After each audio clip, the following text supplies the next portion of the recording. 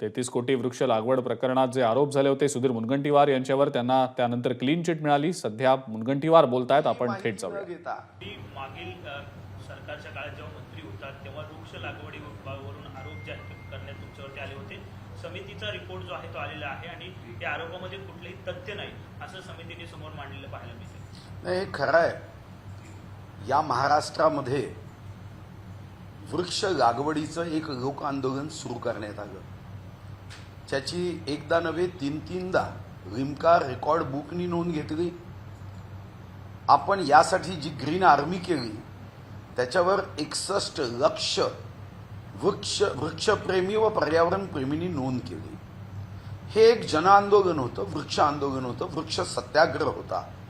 Global warming व climate change सारखे शब्द वारंवार उच्चारले जात होते, याची चिंता व्यक्त केली जात होती।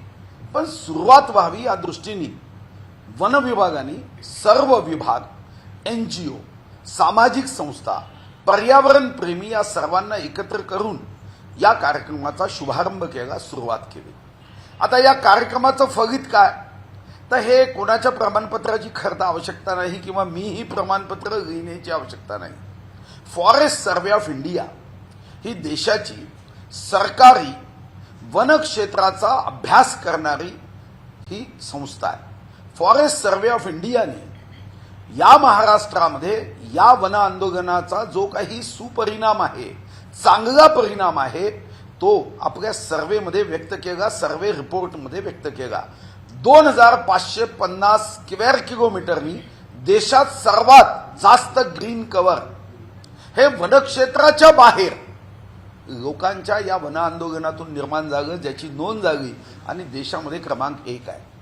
साधारणतः मँग्रोव्ज म्हणजे कांदळवन, ज्याला आपण तीव्राचं जंगल म्हणतो, हे आपल्याला समुद्रापासून होणाऱ्या नुकसानीचं सुरक्षा कवच देतं, सुनामीपासून सुरक्षा कवच देतं। यामध्येही देशात सर्वोच्च वाढ ही महाराष्ट्रात झाली। पण काही लोकांनी या वन आंदोलनाच्या संदर्भात, वृक्ष लागवडीच्या संदर्भात कोणतीही माहिती न घेता त्यांचा असा गैरसमज झाला की वन विभागाने झाडं लावली। खरं तर यामध्ये अनेक NGO होत्या, त्यांनी आपापल्या क्षेत्रामध्ये झाडं लावली। अनेक सरकारी विभाग होते, अनेक कंपन्या होत्या, अनेक पर्यावरण NGO होते। वन विभागाने याला सपोर्टिव्ह सिस्टीम म्हणजे झाडाचं टॅगिंग व्हावं, या संदर्भात लोकांना व्हिडिओ बघता यावे। वनक्षेत्रामध्ये जी झाडं आपण लावायची त्याचं टार्गेट आमचं 33 कोटीमध्ये आमचं कमी होतं, पण ग्रामपंचायती होत्या, नगरपंचायती होत्या, जिल्हा परिषद होत्या, विविध MIDC पासून विविध विभाग होते। पण तरीही एक खबरदारी घ्यावी यासाठी प्रत्येक विधानसभेमध्ये प्रत्येक तालुक्याचा एक समिती तयार केली आणि या समितीने आपल्या तालुक्यात होणारी वृक्ष लागवड हे त्या ठिकाणच्या आमदारांनी लक्ष ठेवावं। कारण एक गोष्ट खरी आहे, वृक्ष लावल्यानंतर त्याच्यामध्ये 5 वर्षात 65% वृक्ष वाचतात, 35% मर होते आणि ही नैसर्गिक प्रक्रिया आहे, ही प्रोसेस आहे। आता काही लोकांचा गैरसमज असा झाला की झाडं लावली म्हणजे 100% त्या वर्षी पासून पुढच्या 5 वर्षापर्यंत जगतील का, तर जगत नसतात, 35%ची मर असते। पण याचा अर्थ असा नव्हे, ज्या ठिकाणचं जे रोपटं मरतं किंवा जे रोपटं नष्ट होतं त्या ठिकाणी दुसरं रोप लावावं लागतं। पण आरोप केले, मग महाविकास आघाडी असतानाच जेव्हा हा विषय विधानसभेत आला आणि विधानसभेत एका पक्षाच्या नेत्यांनी याच्यावर एक समिती करावी, मी स्वतः उभा राहिलो आणि सांगितलं समिती करा, आवश्यकता असेल तर 5 न्यायमूर्ती लावा, कारण हे ईश्वरीय कार्य आहे। या ईश्वरीय कार्याला कोणीही अशा पद्धतीने गालबोट गावता कामा नये। हे आजही रेकॉर्डमध्ये विधानसभेचे आहे। मग 2 वर्ष 8 महिने महाविकास आघाडीचं सरकार होतं, खूप त्यांनी याच्यामध्ये चर्चा केली, पण काही सापडू शकत नव्हतं, कारण यामध्ये काही झालेलंच नव्हतं। आणि गैरसमज काही ठिकाणी तर असे होते की एका ठिकाणी मियावाकी म्हणजे जपानची वन लावण्याची ही पद्धत आहे, ज्याला आपण आता अटल आनंद घनवन म्हणतो। 1 एकरमध्ये साधारणतः नॅचरली आपण 400 झाडं लावतो, 400 ते 600। इथं मात्र विविध प्रकारचे 13,000 झाडं 1 एकरमध्ये लावायची ही नवीन पद्धत जपानने विकसित केली। आता काही ठिकाणी छत्रपती संभाजीनगर सारख्या क्षेत्रात वन विभागाची जमीन कमी आहे आणि म्हणून काही लोकांनी मियावाकी म्हणजे अटल घनवन गावगं त्याच्यावरही टीका केली, इतक्या जवळ झाडं गावतात का. आणि आज जर तुम्ही जाऊन तिथं बघितलं तर तुम्हाला इतकं सुंदर दाट जंगल तयार झालं आहे की आतमध्ये मनुष्य जाऊ शकत नाही. आणि सरपटणारे प्राणी आहे, जीवजंतू आहे, पक्ष्यांचे तिथं पक्ष्यांचा अधिवास झाला आहे. तर मला व्यक्तिगत रीतीने वाटतं की अशा सर्व आंदोलनामध्ये न समजता जेव्हा आपण गालबोट गावण्याचा प्रयत्न करतो तेव्हा निश्चितपणे मग जेव्हा अहवाल येतो त्या अहवालामध्ये तुम्ही काहीच तुमचं मत जे आहे ते वरकरणीच मांडू शकता, त्या संदर्भात काहीही मत व्यक्त करता येत नाही.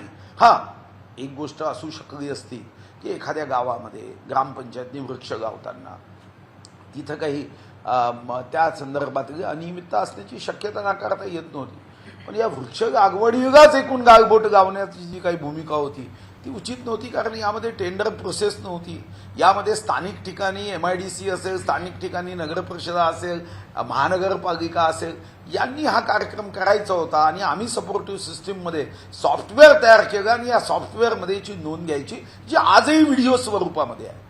आजही लोकांना ते बघता येतं आणि लोकांनी त्यांची साईट त्या जिल्ह्यामध्ये किती ठिकाणी अशा पद्धतीची वृक्ष लावलीत आणि आज त्याची उंची किती झाली आजही बघता येतं. पण न बघता अशा पद्धतीने ज्या समितीचं गठन जबरदस्तीने करायला लावलं होतं आणि 2 वर्ष 8 महिने महाविकास आघाडीचंच सरकार होतं, त्यांना संधी होती की 2 वर्ष 8 महिने याच्यातलं काहीतरी काढता आलं असतं.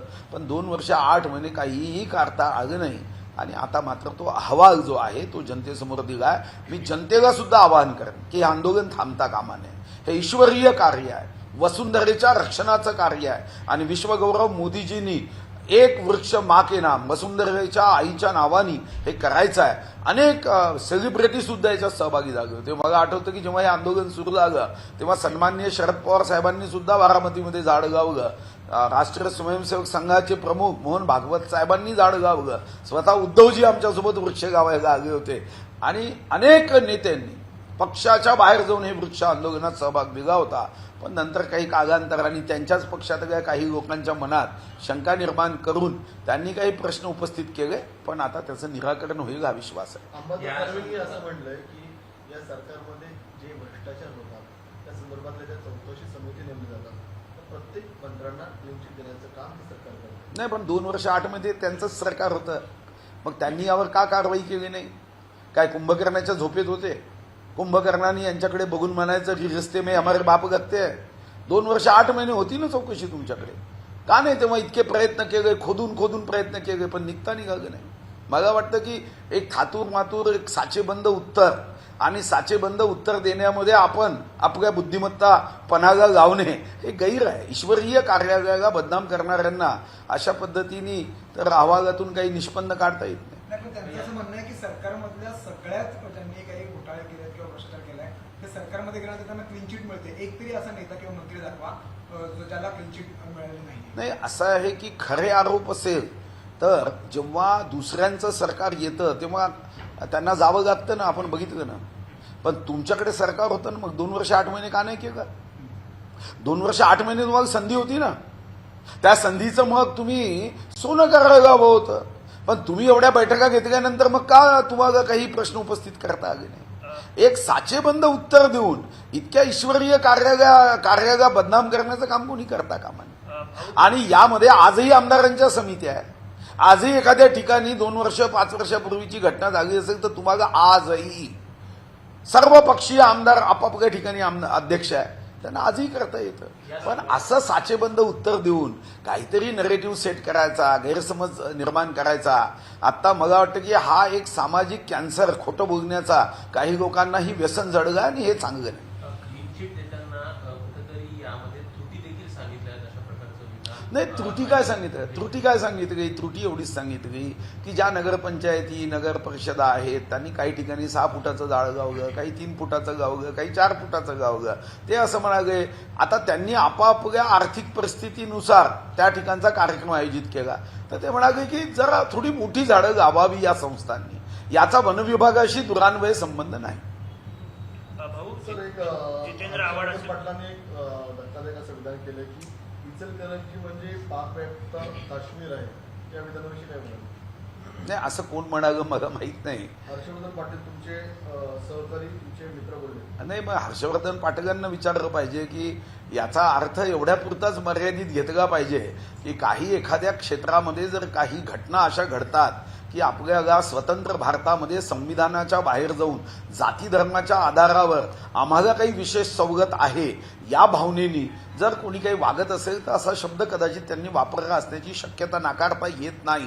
पण कायदा सुव्यवस्थेचा जिथं प्रश्न असतो तेव्हा आमच्या या स्वतंत्र भारताची आमची एकूणच प्रशासन, पोलीस व्यवस्था अशा सर्व वृत्तीला ठेचून काढेल. विधान परिषद निवडणुकीमध्ये भाजपला मुस्लिम मतं जी आहेत ती कशी चालतात असा सवाल जो आहे तो जितेंद्र आव्हाडांनी उपस्थित केला. मला वाटतं हा प्रश्नच कशा पद्धतीने आहे. कोणी सांगितलं की भाजप मुस्लिम धर्माविरोधी आहे? हा जो गैरसमज काँग्रेस किंवा शरद पवार साहेबांच्या गटाच्या माध्यमातून मताच्या तुष्टीकरणाकरता हा प्रयत्न केला जातो. भारतीय जनता पार्टीने मुस्लिमाची मतं नको किंवा मुस्लिम धर्म याला भाजपचा कधीच विरोध नाही. आम्ही जेव्हा एखादा रस्ता करतो तेव्हा काय पाठी लावतो की फक्त हिंदू धर्माच्या लोकांनाच या रस्त्यावरून गाडी चालवता येईल, समृद्धी महामार्गावर जाता येईल. 1500 रुपये आपण देतोय तेव्हा काय पाठी लावली आहे की यामध्ये फक्त एका विशिष्ट धर्माच्याच महिलांना 1500 रुपये दिले जाईल. जेव्हा शिक्षणाच्या फीची सवलत आम्ही इकॉनॉमिकली विकर सेक्शनसाठी जेव्हा देतोय तेव्हा काय आम्ही धर्माचा आधार घेतो काय? मुसलमानांची मतं नको वगैरे अशा पद्धतीचा जो विमर्श आहे, नरेटिव्ह आहे, हा मुद्दाम सेट केला जातो. कोणी सांगितलं? भारतीय जनता पार्टीमध्ये सुद्धा अल्पसंख्याक आघाडी आहे. कितीतरी चांगले मुस्लिम कार्यकर्ते, देशभक्त कार्यकर्ते जे वंदे मातरम म्हणतात, भारत माता की जय म्हणतात, ते कार्यकर्ते भारतीय जनता पार्टीच्या या सेवाभावी राजकीय क्षेत्राला मदत करण्याचं काम करतात. मुस्लिमांची मतं नको म्हणजे काय सांगितलं? तुम्ही मुस्लिम बांधवांच्या मनामध्ये जर विष कालवण्याचा प्रयत्न करता, तुम्ही आतंकवाद्याची बाजू घेऊन कधी म्हणता अफजल गुरुला फाशी देऊ नका, हे तुष्टीकरणाचं राजकारण आहे. आमच्या दृष्टीने जो वाईट वागेल, मग तो औरंगजेब असेल की रावण असेल, त्या विरुद्ध भारतीय जनता पार्टी नेहमीच राहील. औरंगजेबाच्या विरुद्ध यासाठी आहे की तो स्वतःला आलमगीर आणि गाजी समजायचा, त्यांनी धर्मांतरण जबरदस्तीने सुरू केलं. रावण हा पंडित असेल पण रावणाने ज्या पद्धतीचं कृत्य केलं त्याला माफी कशी असू शकते? रावण हिंदू आहे, मग रावणाच्या विरुद्ध जर काही केलं म्हणजे काय हिंदू विरोधी कृत्य होतं? औरंगजेबाच्या विरुद्ध केलं म्हणजे मुस्लिम विरोधी कृत्य होईल?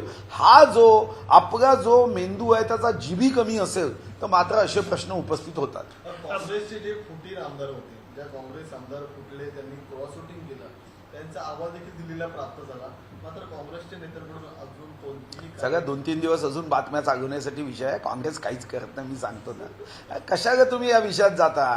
कुठं काँग्रेसमध्ये लोकसभेत जिंकली याचा अर्थ त्यांना जो अहंकार आलाय आणि सध्या त्या अहंकाराच्या त्या हवेमध्ये जे आहे, निश्चितपणे एकदा विधानसभा होऊ द्या, यावर आपण पूर्ण डिटेल एक चांगली चर्चा करू. भाऊ, काल आपण जर पाहिलं तर छगन भुजबळ यांनी शरद पवारांची भेट घेतली आणि आज सुनेत्रा पवार जे आहेत ते शरद पवारांच्या निवासस्थानी गेले होते. त्यामुळे राजकीय शंका कुशंका जे आहेत ते निर्माण झाले. नाही, मला वाटतं की राजकीय कुशंका तुम्ही मी बाहेर चर्चा करून करण्यापेक्षा अजितदादाच्या संदर्भामध्ये अजितदादांनाच एकदा विचारून घ्या.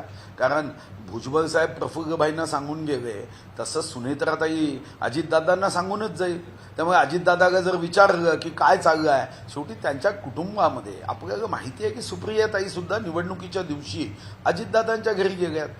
याला राजकारण किंवा याच्यामध्ये काहीतरी शिस्त आहे याचा भाव आणि मला तर वाटत नाही की काहीतरी भाव आहे आणि काहीतरी शिजत आहे असं होण्याची शक्यता नाही. अजितदादांनी अतिशय काल स्पष्टपणे सांगितलं की ज्यांना कुणाला असं वाटतं सोडून जायचं आहे त्यांनी सोडून जावं.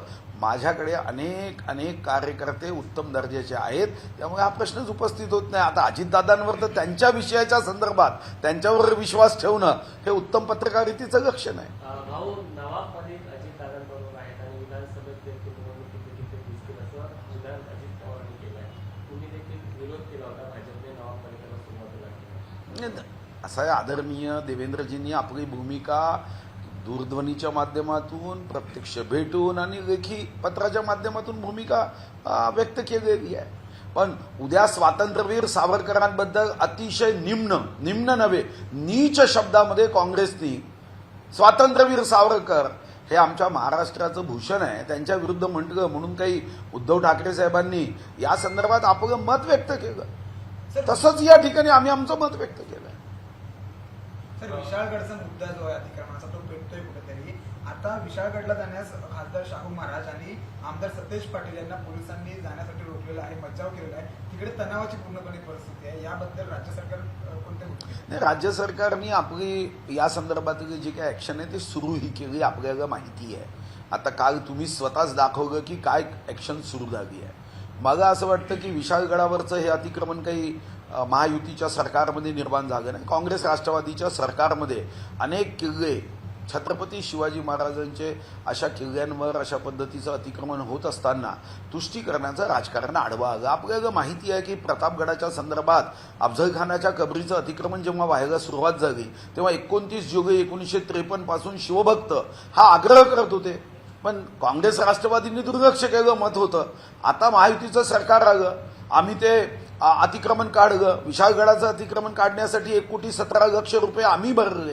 हे काही काँग्रेस राष्ट्रवादीच्या सरकारने भरले नव्हते.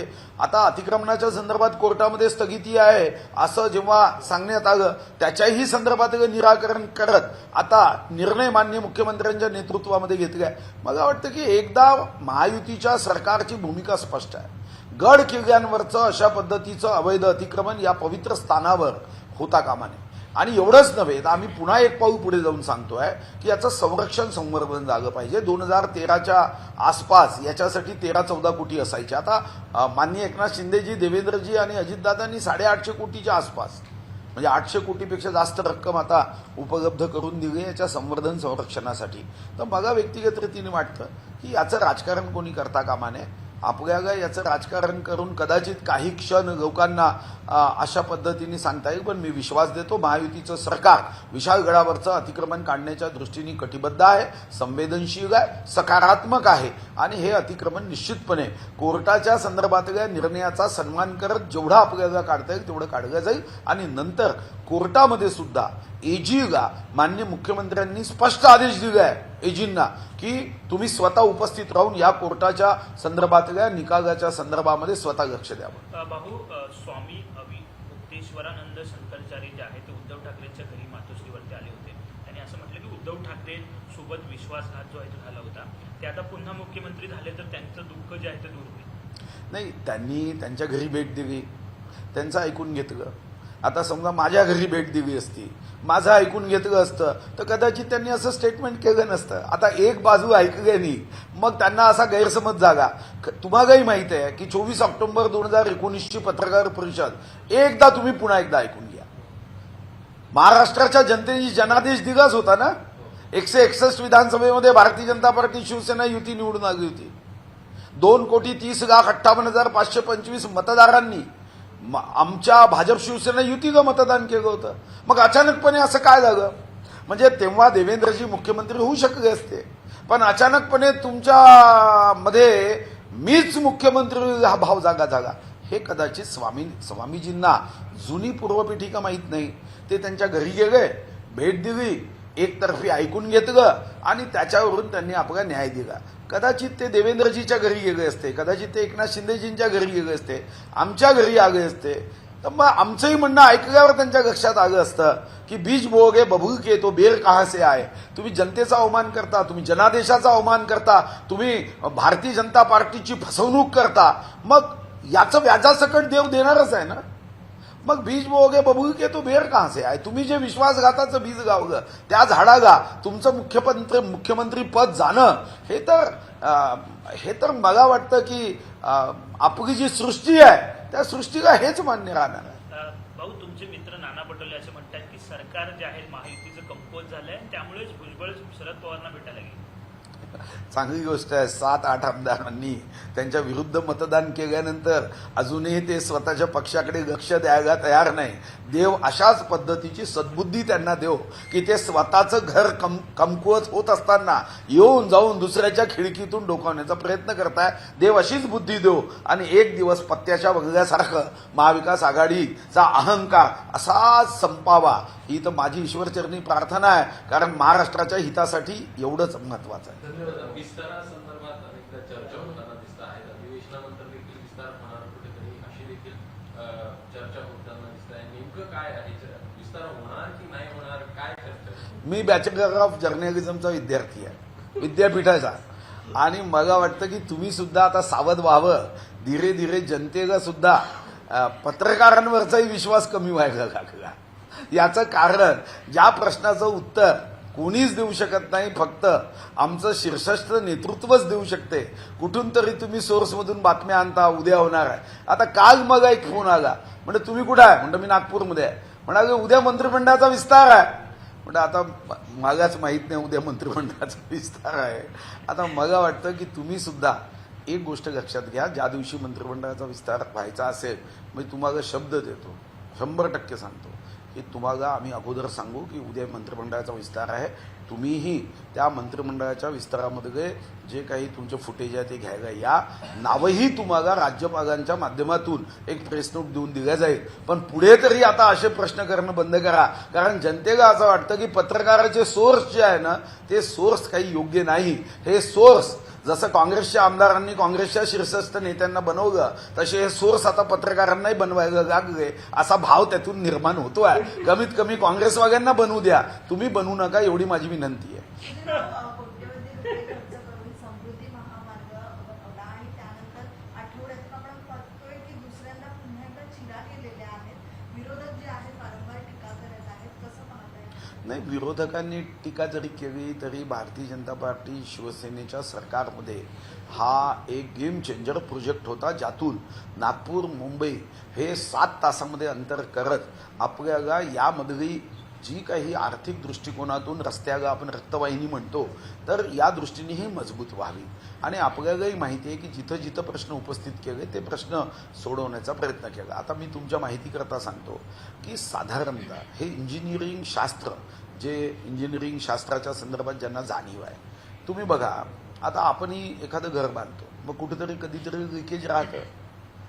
असे आज जर तुम्ही मुंबईच्या आकाशातून हेलिकॉप्टरमधून फिरला तर लक्षात येईल कितीतरी लोकांनी मोठमोठ्या 10 मजली 20 मजली इमारतीवर ताडपत्री टाकली. उद्या जेवढे मंत्र्यांचे बंगले असतील त्याच्यावरती ताडपत्री टाकली, कारण लिकेजेस आहे. ते 90% मंत्र्यांच्या बंगल्यावर ताडपत्री आहे. आणि हे जे एखाद्या ठिकाणी सिमेंट रस्त्यामध्ये भेग गेली असते, तर एखादा पार्क जो असतो छोटासा, एवढ्या म्हणजे 705 किलोमीटरपेक्षा जास्तीचा हा रस्ता आहे, एखाद्या पार्कमध्ये टेक्निकली असं होतं. पण याला ज्यांना इंजिनिअरिंग, सिव्हिल इंजिनिअरिंग माहिती आहे, तर असं साधारणतः घडण्याची शक्यता इतक्या मोठ्या कामामध्ये नाकारता येत नाही.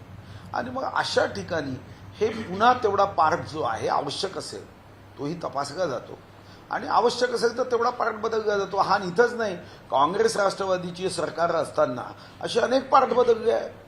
मला वाटतं की प्रत्येक गोष्टीत राजकारण केलंच पाहिजे, हा नवीन काही या 21व्या शतकातला पायंडा झाला आहे. त्याचंही उत्तर आहे. तुम्ही सायंटिफिक, तुम्ही एखाद्या एक्स चीफ इंजिनियर जे आहे, रिटायर्ड चीफ इंजिनियर आहे, त्यांच्याकडून माहिती घेऊ शकतात. अनेक ठिकाणी असं होतं.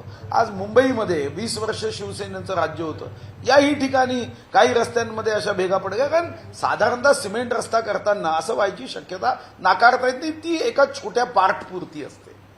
ठीक आहे, थँक्यू. भाऊ धन्यवाद. हो, सर्व्हे संदर्भात देखील काल चर्चा होताना दिसली. एकूण सांग. 288 जागा ज्या आहेत विचार. त्यावर आम्ही सगळे सर्व्हे करणार आहेत, अशा प्रकारचं विधान अजितदादांनी देखील केलेलं आहे. एकूण सगळेच पक्ष आता सर्व्हे करताना दिसणार आहेत. कशा प्रकारे बघता आहे या सगळ्या सर्व्हेंकडे? नाही, मी तुम्हाला एक गोष्ट अतिशय स्पष्टपणे, स्फटिकापेक्षाही जास्त पारदर्शकपणे सांगतोय. आता हा विश्वास ठेवायचा की नाही हा तुम्ही ठरवायचा आहे, की महायुती एकत्रितपणे एकसूर समन्वयाने जागांसाठी कोणताही वाद न करता एकनाथ शिंदेजी, देवेंद्रजी आणि अजितदादा एकत्रित चर्चा करून आम्ही पुढे जाणार आहोत. पण जेव्हा पुढे जायचं आहे तेव्हा एक गोष्ट खरी आहे की लोकसभेच्या निवडणुकीत जागेची संख्या जर लक्षात घेतली तर आम्ही कमी आहोत. मतांची संख्या घेतली तर अजूनही एक गोष्ट मतदारांनी आम्हाला जाणीव करून दिली आहे की तुम्ही काही गोष्टींमध्ये बेसावध राहू नका, तर तुम्ही पुन्हा राज्यात येऊ शकता. महाराष्ट्रामध्ये 2,50,00,000 राऊंड फिगरमध्ये महाविकास आघाडीला मत आहे. 2,48,50,000 ही मतं महायुतीला आहे. मुंबईमध्ये 26 लाख मतं महायुतीला आहे आणि महाविकास आघाडीला आमच्यापेक्षा कमी म्हणजे 24 लक्ष आहे.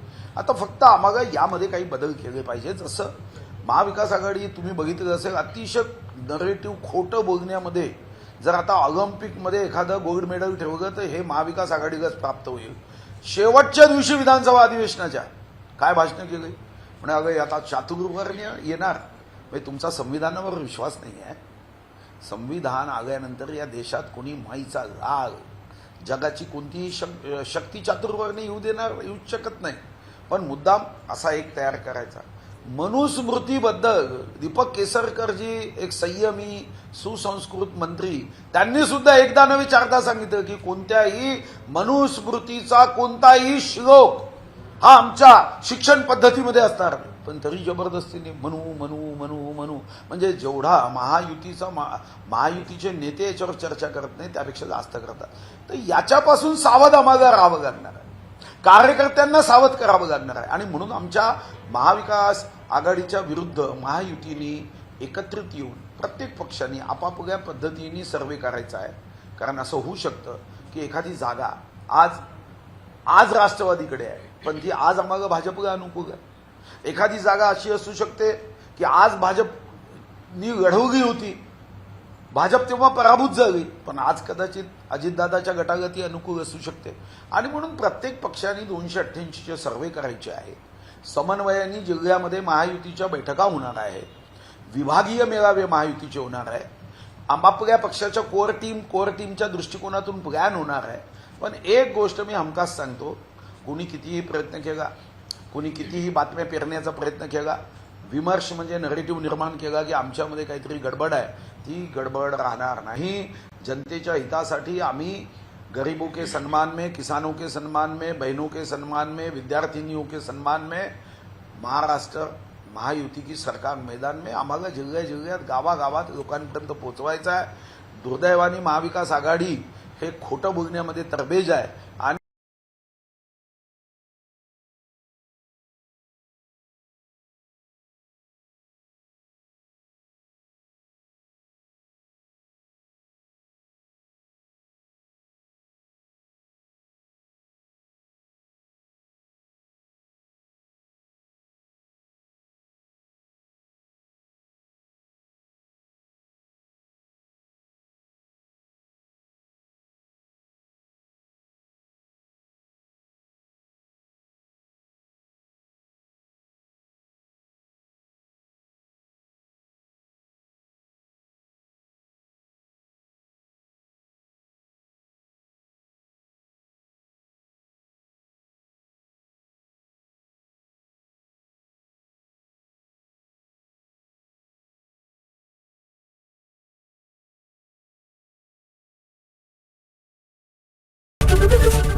एबीपी माझा, उघडा डोळे बघा नीट.